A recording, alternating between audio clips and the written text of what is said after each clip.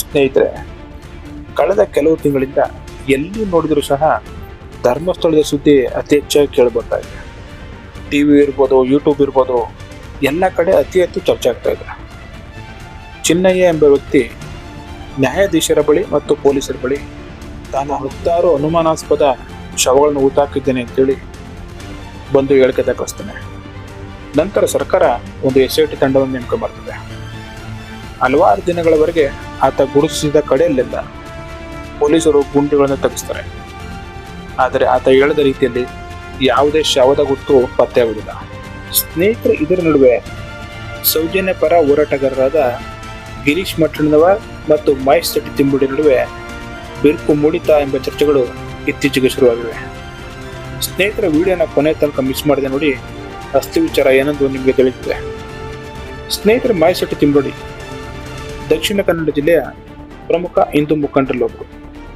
ತಮ್ಮದೇ ಆದ ರೀತಿಯಲ್ಲಿ ಹಿಂದೂ ಹೋರಾಟಗಳಲ್ಲಿ ಹೆಸರು ಮಾಡಿದಂಥವರು. ಕಾಲಾನಂತರವಾಗಿ ಭೂವಿವಾದಗಳಿಗೆ ಸಂಬಂಧಪಟ್ಟಂತೆ ಧರ್ಮಸ್ಥಳದ ಆಡಳಿತ ಮತ್ತು ಮಹೇಶ್ ಶೆಟ್ಟಿ ತಿಂಬುಡಿ ಅವರ ನಡುವೆ ತಿಕ್ಕಾಟ ಶುರುವಾಗ್ತದೆ.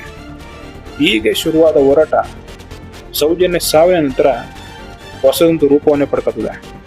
ಸೌಜನ್ಯ ಕೊಲೆ ಈ ಆರೋಪದಲ್ಲಿ ಸಂತೋಷ್ ರಾವ್ನ ಆರೋಪಿ ಎಂದು ಪೊಲೀಸರು ಬಂಧಿಸ್ತಾರೆ. ಇದನ್ನ ಸೌಜನ್ಯ ಮನೆಯವರು ಮತ್ತು ಅನೇಕ ಹೋರಾಟಗಾರರು ಸಂತೋಷ್ ರಾವ್ ನಿರಪರಾಧಿ, ಸೌಜನ್ಯನು ಕೊಲೆ ಮಾಡಿದಂಥ ವ್ಯಕ್ತಿಗಳು ಬೇರೆ ಇದ್ದಾರೆ ಅಂತೇಳಿ ಹೋರಾಟವನ್ನು ಶುರು ಮಾಡ್ತಾರೆ. ಸ್ನೇಹಿತರೆ, ಈ ಒಂದು ಸೌಜನ್ಯ ಹೋರಾಟಕ್ಕೆ ನಿಜವಾದ ಬಲ ಬಂದಿದ್ದೆ ಮಹೇಶ್ ಶೆಟ್ಟಿ ತಿಂಬುಡಿ ಅವರಿಂದ. ಮಹೇಶ್ ಶೆಟ್ಟಿ ತಿಂಬುಡಿ ಏನ್ ಮಾಡ್ತಾರೆ, ಇಡೀ ದಕ್ಷಿಣ ಕನ್ನಡ ಭಾಗ ಮತ್ತು ರಾಜ್ಯದಲ್ಲಿ ಸೌಜನ್ಯ ಹೋರಾಟನ ಮತ್ತಷ್ಟು ಚುರುಕುಗೊಳಿಸ್ತಾರೆ. ಇದರಿಂದ ರಾಜ್ಯದೆಲ್ಲೆಡೆ ಈ ಸಾವಿನ ಕುರಿತು ಚರ್ಚೆಗೆ ಹೋಗುತ್ತದೆ. ಈ ಒಂದು ಹೋರಾಟಕ್ಕೆ ನಂತರ ಸೇರಿದವರೇ ಗಿರೀಶ್ ಮಠಣ್ಣನವರ್. ಪೊಲೀಸ್ ಅಧಿಕಾರಿಯಾಗಿದ್ದ ಗಿರೀಶ್ ಮಠಣ್ಣನವರ್ ತಮ್ಮ ಹುದ್ದೆಗೆ ರಾಜೀನಾಮೆ ನೀಡಿ ಮಹೇಶ್ ಶೆಟ್ಟಿ ತಿಂಬುಡಿ ತಂಡದವರು ಸೇರಿ ಸೌಜನ್ಯ ಪರ ಹೋರಾಟವನ್ನ ಮತ್ತಷ್ಟು ಚುರುಕುಗೊಳಿಸ್ತಾರೆ. ಕಾಲ ಕಳೆದಂತೆ ಏನಾಗ್ತದೆ ಅಂತ ಹೇಳಿದ್ರೆ, ಸೌಜನ್ಯ ಹೋರಾಟ ಅಂತ ಹೇಳಿದ್ರೆ ಕೇಳಿ ಬರ್ತಿದೆ ಎರಡು ಹೆಸರು, ಮಹೇಶ್ ಶೆಟ್ಟಿ ತಿಂಬುಡಿ ಮತ್ತು ಗಿರೀಶ್ ಮಠಣ್ಣನವರ್. ಸ್ನೇಹಿತರು, ಸ್ವಲ್ಪ ದಿನದ ನಂತರ ನ್ಯಾಯಾಲಯದಲ್ಲಿ ಸಂತೋಷ್ ರಾವ್ ನಿರಪರಾಧಿ ಅಂತೇಳಿ ಬಿಡುಗಡೆ ಆಗ್ತಾನೆ. ಇದು ಇವರ ಹೋರಾಟಕ್ಕೆ ಮತ್ತಷ್ಟು ಪುಷ್ಟಿಯನ್ನು ನೀಡುತ್ತದೆ. ಮತ್ತೊಂದೆಡೆ ಕಾನೂನಾತ್ಮಕವಾಗಿ ಹೋರಾಟ ಅಲ್ಲದು ನಿಲ್ತದೆ.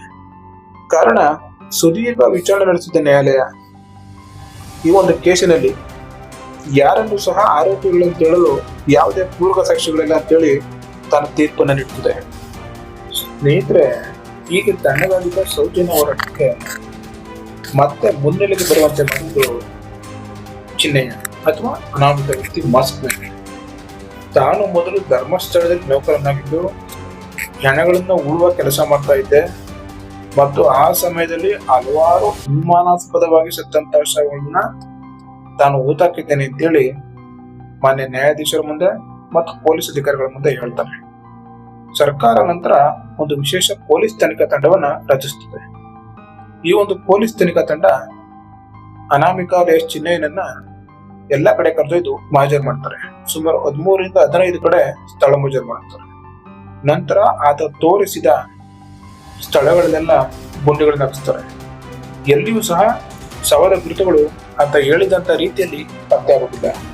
ಆತ ಹೇಳಿದಂತಹ ಯಾವುದೇ ಶವಗಳು ಆತ ತೋರಿಸಿದ ಜಾಗಗಳಲ್ಲಿ ಪತ್ತೆ ಆಗುತ್ತಿಲ್ಲ. ಇದರಿಂದಾಗಿ ಪೊಲೀಸರು ಚಿನ್ನಯ್ಯನನ್ನ ಬಂಧಿಸಿ ವಿಚಾರಣೆಯನ್ನು ಶುರು ಮಾಡ್ತಾರೆ. ಆತ ಯಾರು, ಏತಕ್ಕಾಗಿ ಸುಳ್ಳು ಮಾಹಿತಿ ನೀಡಿದ, ಪೊಲೀಸರ ದಾರಿ ತಪ್ಪಿಸಲು ಯಾಕೆ ಪ್ರಯತ್ನಿಸಿದ, ಇದರಿಂದ ಯಾರಿದ್ದಾರೆ ಎಂದು ಹುಡುಕುತ್ತಾ ಹೋದ ಪೊಲೀಸರಿಗೆ ಕೇಳಿ ಬಂದ ಮೊದಲ ಹೆಸರು ಮಹೇಶ್ ಶೆಟ್ಟಿ ತಿಂಬುಡಿ. ಮಹೇಶ್ ಶೆಟ್ಟಿ ತಿಂಬುಡಿ ಸೂಚನೆ ಮೇರೆಗೆ ಚಿನ್ನಯ್ಯ ಮಹೇಶ್ ಶೆಟ್ಟಿ ತಿಂಬುಡಿಯ ಸೋದರನ ಮನೆಯಲ್ಲಿ ವಾಸವಿರ್ತಾನೆ. ಸ್ನೇಹಿತರೆ, ಇದರ ನಡುವೆ ಸುಜಾತ ಭಟ್ ಎಂಬ ಮಹಿಳೆ ತನ್ನ ಮಗಳು ಅನನ್ಯ ಭಟ್ ಎಂಬ ಹುಡುಗಿ ಧರ್ಮಸ್ಥಳಕ್ಕೆ ಪ್ರವಾಸಕ್ಕೆ ಬಂದಾಗ ಕಾಣೆಯಾಗಿದ್ದಾಳೆ. ಆಕೆಯನ್ನು ಹುಡುಕಿ ಕೊಡಿ, ಆಕೆ ಅಸ್ಥಿ ಸಿಕ್ಕಿದ್ರು ಕೊಡಿ ಅಂತೇಳಿ ಒಂದು ಕಂಪ್ಲೇಂಟ್ ಕೊಡ್ತಾಳೆ. ಆದ್ರೆ ಕೆಲವು ದಿನಗಳ ಹಿಂದೆ ಆಕೆ ಸುಜಾತ ಭಟ್ ತಾನು ಹೇಳಿದ್ದೆಲ್ಲ ಸುಳ್ಳು, ನನಗೆ ಅನನ್ಯ ಭಟ್ ಎಂಬ ಮಗಳೇ ಇಲ್ಲ ಅಂತೇಳಿ ಮರುವಳಿಕೆ ಕೊಡ್ತಾಳೆ. ಬಹಳ ವರ್ಷಗಳಿಂದ ಸೌಜನ್ಯ ಪರ ಹೋರಾಟಗಾರರು ತಮ್ಮ ಹೋರಾಟನ ಮಾಡ್ಕೊಂಡ್ ಬರ್ತಾ ಇದ್ರು. ಈಗ ಹೋರಾಟ ಮಾಡ್ಕೊಂಡ್ ಬರ್ತಾ ಇದ್ದಂತ ಮಹೇಶ್ ಶೆಟ್ಟಿ ತಿಂಬುಡಿ ಸುಜಾತ ಭಟ್ ಮತ್ತು ಚಿನ್ನಯ್ಯರ ಮಾತುಗಳನ್ನ ಕೇಳಿ ಮೋಸ ಹೋದ್ರ ಎಂಬ ಚರ್ಚೆಗಳು ಶುರುವಾಗಿವೆ.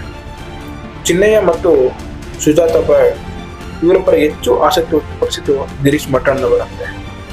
ಇದರಿಂದಲೇ ಮಹೇಶ್ ತಿಳ್ಗುಡಿ ಸಹ ಇವರನ್ನು ನಂಬುವಂತಾಯಿತು ಅಂತ ಕೂಡ ಅಲ್ಲಲ್ಲಿ ಚರ್ಚೆಗಳು ಶುರುವಾಗಿವೆ. ಇದೇ ವಿಚಾರವಾಗಿ ಮಹೇಶ್ ಶೆಟ್ಟಿ ತಿಮ್ರಡಿ ಮತ್ತು ಗಿರೀಶ್ ಮಠಣ್ಣವರ ನಡುವೆ ಮುನಿಸು ಶುರುವಾಗಿದೆ ಎಂದು ಹೇಳಲಾಗ್ತಾ ಇದೆ. ಅದೇನೇ ಇರಲಿ, SIT ಸಂಪೂರ್ಣವಾಗಿ ತನಿಖೆ ನಡೆಸಿ ಸತ್ಯ ಆಚೆ ಬರುವಂತಾಗಲಿ ಅಂತ ಹೇಳು ಆಶಿಸುತ್ತಾ ಈ ಒಂದು ವಿಡಿಯೋನ ಮುಗಿಸ್ತಾ ಇದ್ದೀವಿ. ಧನ್ಯವಾದಗಳು ಗೆಳೆಯರೆ. ಮುಂದಿನ ವಿಡಿಯೋದಲ್ಲಿ ಸಿಗೋಣ.